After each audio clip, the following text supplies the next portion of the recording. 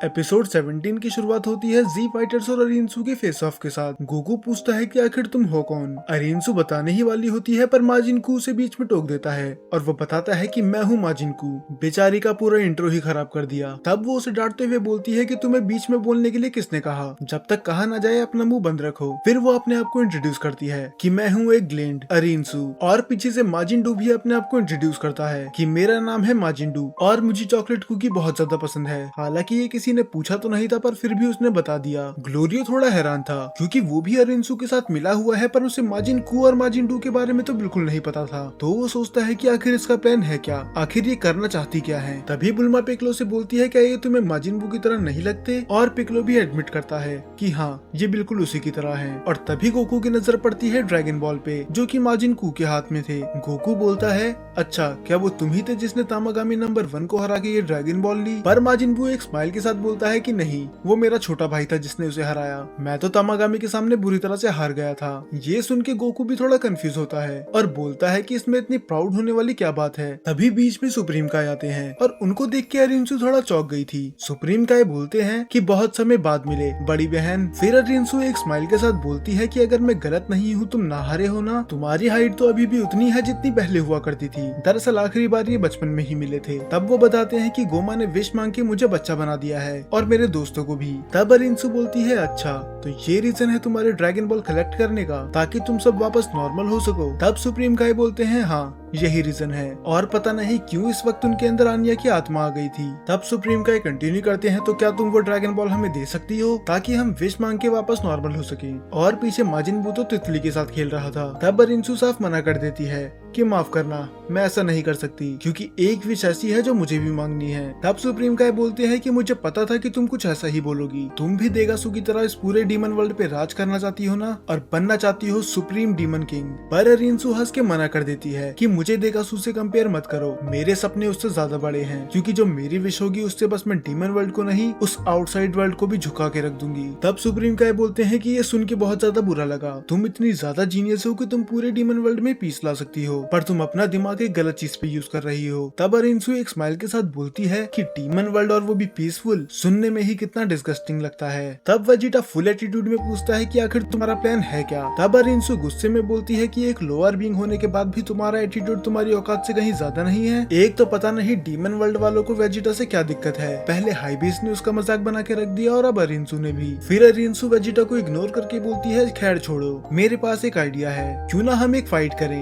मैं अपनी तरफ से एक फाइटर को चुनूंगी और तुम अपनी तरफ से एक फाइटर को चुनना, और उस फाइट में जो भी जीतेगा सभी ड्रैगन बॉल्स उनकी हो जाएगी। पर तभी पिगलो उसे बीच में रोकता है और बोलता है कि ये बिल्कुल अनफेयर है क्योंकि तुम्हारे पास तो एक ड्रैगन बॉल है और हमारे पास 2, तो ये बराबरी का मैच नहीं हुआ। फिर अरिनसू बोलती है ठीक है, अगर तुम्हें मेरा ऑफर अच्छा नहीं लगा तो मैं इस ड्रैगन बॉल को डिस्ट्रॉय कर दूंगी, उसके बाद ना तो ये तुम्हारे किसी काम की रहेगी और ना ही मेरे। अब ये बात पिकलो भी जानता था कि उसे उसकी बात माननी ही पड़ेगी। पर तभी गोकू हंसते हुए बोलता है कि ये आइडिया तो बहुत ज्यादा कमाल का है, और अरिनसू को तो अपने कानों पे यकीन नहीं होता, क्या उसने कुछ गलत सुना या फिर गोकू ने सच में कहा कि ये एक अच्छा आइडिया है। दरअसल अभी वो नहीं जानते कि गोकू को लड़ना कितना पसंद है, पर पिकलो बोलता है कि वो कुछ ज्यादा ही कॉन्फिडेंट लग रही है, मेरे हिसाब से वो माजिन सच में बहुत ज्यादा पावरफुल है। पर तब गोकू बोलता है कि चिंता मत करो, मैं उन्हें देख लूंगा। पर तभी वेजिटा गोकू के आगे कूद जाता है और बोलता है कि किसने कहा कि तुम लड़ाई करने जाओगे, हमारी टीम में से लड़ने के लिए मैं जाऊंगा, और या फिर इसका फैसला होगा रॉक पेपर सीजर से। हर जरूरी फाइट में इन्हें रॉक पेपर सीजर जरूर खेलना होता है। पर इस बार गोकू साफ मना कर देता है, वो बोलता है कि तुम पहले ही तामागामी से लड़ चुके हो तो अब ये टर्न मेरी है। पर वेजिटा और भी ज्यादा गुस्सा करता है कि हम टर्न के मुकाबले नहीं चल रहे, तुमने एक तामागामी से फाइट करी और मैंने भी, अब हम डिसाइड करेंगे रॉक पेपर सीजर से। और ये दोनों तो खुद ही लड़ने लगे थे। तब फाइनली बीच में बुल्मा को आना ही पड़ता है और बुल्मा बोलती है कि हम टर्न वाइज चलेंगे और इस हिसाब से टर्न है गोकू की। अब बुल्मा के आगे वेजिटा भी बहस कहाँ कर सकता था, तो वो गोकू को ही लड़ने देता है। और ये सब होने के बाद गोकू मैदान में उतर जाता है और उसको देख के माजिनकू अपनी ड्रैगन बॉल अरिनसू को दे देता है और वो भी मैदान में कूद जाता है। अरिनसू की तो आंखें फटी की फटी रह गई थी क्योंकि अगर ये लड़ने गया तब तो हार पक्का है।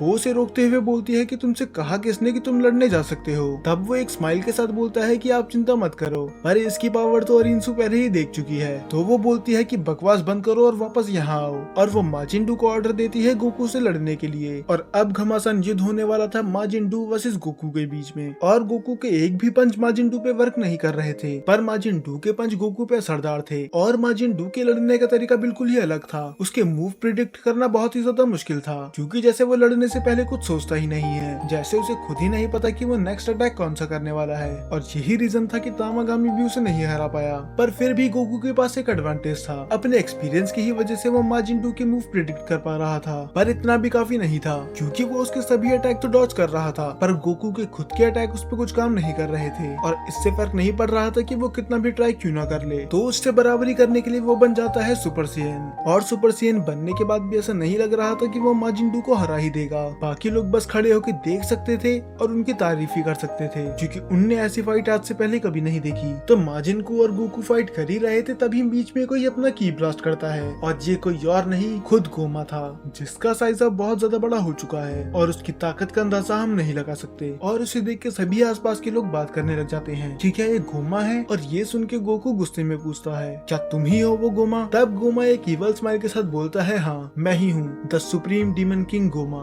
तब अरिंसु को थोड़ा अजीब लगता है कि गोमा इतना अलग क्यों लग रहा है। और वो जब उसके फोरहेड को नोटिस करती है, उसकी आंखें फटी की फटी रह जाती है। वो बोलती है कि ऐसा नहीं हो सकता, आखिर ऐसा पॉसिबल भी कैसे है। और नेवा का भी सेम ही हाल था, मानो डर के मारे उसके शरीर से उसकी आत्मा ही निकल चुकी हो। वो भी बोलता है कि मुझे यकीन नहीं होता इसके पास थर्ड ईवल आई कैसे आई। तब पांजी पूछती है कि आखिर ये थर्ड ईवल आई है क्या। तब नेवा बताते हैं कि इसकी मदद से हमें इतनी पावर मिल सकती है कि जिसके आगे पूरा डीमन वर्ल्ड झुक जाए, और थर्ड ईवल आई की पावर का कोई मुकाबला नहीं है। तब गोकू बोलता है कि तुम बकवासी करते रहोगे या फिर हमसे लड़ोगे भी। तब गोमा बोलता है कि चिंता मत करो, मैं उसी की प्लानिंग कर रहा था, और वैसे भी मुझे अपनी न्यू पावर चेक करनी थी। और वो अपने पावर से ही उस पूरी प्लेस को एक रिंग बना देता है, ताकि वो वहाँ पर आराम से फाइट कर सके। और ये करने के बाद वो पागलों की तरह हंसने लग जाता है, और ये वेजिटा से बिल्कुल भी सहन नहीं होता। तो वो जाते ही उसके साइड पे पंच करने वाला होता है, पर गोमा वो पंच बस अपनी एक फिंगर से ही रोक लेता है। पर जो पंच गोमा वेजिटा को मारता है वो कुछ ज्यादा ही खतरनाक था, यहाँ तक कि जब वो पंच स्टेडियम में बढ़ता है तो स्टेडियम भी टूटने लग जाता है। और सुपर सैयन बनने के बाद भी वेजिटा में इतनी पावर नहीं थी कि वो गोमा का सामना कर सके। वेजिटा कुछ नहीं कर सकता था बस पिटने के अलावा। पर तभी गोकू सबकी तरफ देखता है और बोलता है कि चलो अब हमें इस पे एक साथ अटैक करना होगा। ये सुन के थोड़ा अजीब लग रहा है कि गोकू सबको साथ लड़ने के लिए बोल रहा है, और ये बात बस मुझे ही नहीं बुल्मा को भी बहुत अजीब लगी थी। और वो बोलती है कि मुझे लगा नहीं था कि मैं ये वर्ड्स अपनी जिंदगी में कभी सुनूंगी, खासकर गोकू के मुंह से। तब गोकू ने सेंस कर लिया होगा कि आखिर थर्ड ईवल आई की पावर कितनी ज्यादा है। इसे देखते हुए पिक्लो, वेजिटा और गोकू तीनों ही उस पर अटैक कर देते हैं, पर तीनों के तीनों किसी काम के नहीं थे। तभी बुल्मा अरिंसु के पास आते हुए बोलती है कि तुमने कहा था कि ये दोनों भी बहुत अच्छे फाइटर हैं, तो तुम उनकी मदद क्यों नहीं करती। अरिंसु थोड़ी देर बाद सोचती है और उसे पता था कि इसके अलावा और कोई रास्ता नहीं है, क्योंकि अगर गोमा के पास इतनी पावर रही तो वो खुद कभी सुप्रीम डीमन किंग नहीं बन पाएगी। और वो माजिन-डू और कू दोनों को ऑर्डर देती है उनसे लड़ने के लिए। और दूसरी तरफ नेवा भी तामागामी नंबर 1 को ऑर्डर दे देते हैं। ये सभी मिलके बहुत ही अच्छा टीम वर्क दिखाते हैं। माजिन-डू गोमा के सारे हाथ पकड़ लेता है, और माजिन-कू, वेजिटा, गोकू और पिक्लो सभी मिलके उस पर अटैक करते हैं, पर गोमा की पावर के सामने ये वर्क नहीं करता। पर जैसे ही धुआं हटता है वो देखता है तामागामी नंबर 1 को, जो अपनी पूरी पावर से उस पर अटैक कर रहा था, और वो तामागामी के सारे अटैक ही डिफ्लेक्ट कर दे रहा था। अब गोमा जिरिन की तरह ही एक जगह पर खड़े हो जाता है, और एक एक करके सभी अपने स्पेशल मूव्स का यूज करते हैं, पर किसी एक का अटैक भी गोमा को नहीं लगता। वो सारे अटैक ही बिना किसी प्रॉब्लम के रोक देता है, मानो वो सच में जिरिन ही है। इतना कुछ करने के बाद भी इनमें इतनी पावर नहीं थी कि ये गोमा की स्पीड को सरपास कर सके। अब इतने सारे अटैक के बाद वेजिटा की भी हालत खराब हो चुकी थी। वो बोलता है कि मुझे वो बग कैंडी दे दो, और जैसे ही गोकू वो पाउच निकालने वाला होता है उसे रियलाइज होता है कि उसने उसे कहीं गिरा दिया, और ये सुनने के बाद वेजिटा बेहोश हो जाता है। और गोकू भी गिरने ही वाला था, पर गोमा उसे रोक लेता है और अपनी फुल पावर से अटैक करता है उस पे, मानो गोकू का खेल खत्म हो ही गया था। पर तभी बीच में आ जाते हैं माजिन-डू और तामागामी नंबर 1, और बस गोकू को इतना ही टाइम चाहिए था ट्रांसफॉर्म होने के लिए, और वो बन जाता है पहली बार ड्रैगन बॉल दाइमा में सुपर सैयन 3। अब सुपर सैयन 3 बनने के बाद क्या वो गोमा को हरा पाएगा? मेरे ख्याल से इन्हें अभी भी एक फ्यूजन की जरूरत है, और वैसे भी आगे क्या होगा ये सब हमें पता चलेगा अगले एपिसोड में।